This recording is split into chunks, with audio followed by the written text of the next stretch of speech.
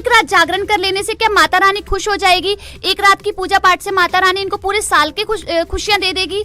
हाँ जी, ऐसा बिल्कुल भी संभव नहीं है। ये लोग सिर्फ 9 दिन तो माता की पूजा करते हैं और बाद में अपना जो भी इन्होंने कर्मकांड करना है वो करते हैं, अपनी लाइफ का एंजॉय करते हैं। और इन्होंने ये कहा कि जागरण में ये नाचते गाते हैं। पहली बात तो आपको मैं बता दूं, एक वाणी है, नाचे गाए किन्हू ना मिलिया जिन मिलिया तिन रोए, नाचे गाए हरि मिले तो कौन दुहागन होए। अगर नाचने गाने से ही भगवान मिलता तो आज तो सबको भगवान की प्राप्ति हो चुकी होती। अगर आपके ऐसे पाखंड करने से ही माता खुश होती है तो फिर ऐसा कहीं भी प्रमाण नहीं है, क्योंकि माता जी ने खुद स्पष्ट कर दिया और इसका प्रमाण हम आपको पहले भी बता चुके हैं। और साथ ही सूक्ष्म वेद की भी एक वाणी है, जैसे कि आपने जागरण की बात की तो सूक्ष्म वेद की एक वाणी है, दुर्गा ध्यान पड़े तिस बगरम ता संगति डूबे सब नगरम। अर्थात ये जो भी आपकी साधना है ना वो सब व्यर्थ है, कहीं भी इस चीज का उल्लेख नहीं है। अगर आप हमें इस चीज का उल्लेख दे दो तो हम आपकी बात मान ले।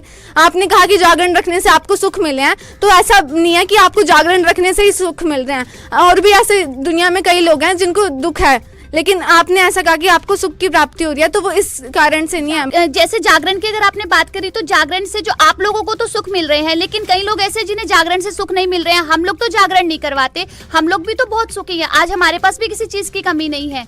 हम पहले दुखी थे, हम आपको बता दें, हम भी पहले यही सब साधनाएं करते थे, हम भी जागरण करवाते थे, माता जी की पूजा अर्चना करते थे जैसे आप लोग करते आ रहे हैं। लेकिन अब हमें ज्ञान हुआ है, संत रामपाल जी महाराज जी ने हमारी आंखें खोली हैं, हमारे शास्त्रों से खोल के दिखाया कि ये साधना व्यर्थ है।